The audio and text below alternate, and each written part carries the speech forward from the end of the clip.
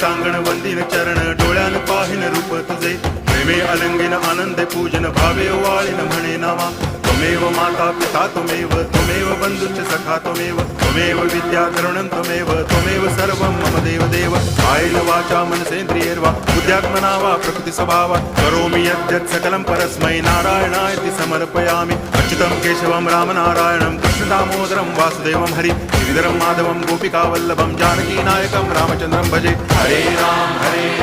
Ram Ram Hare Hare Hare Krishna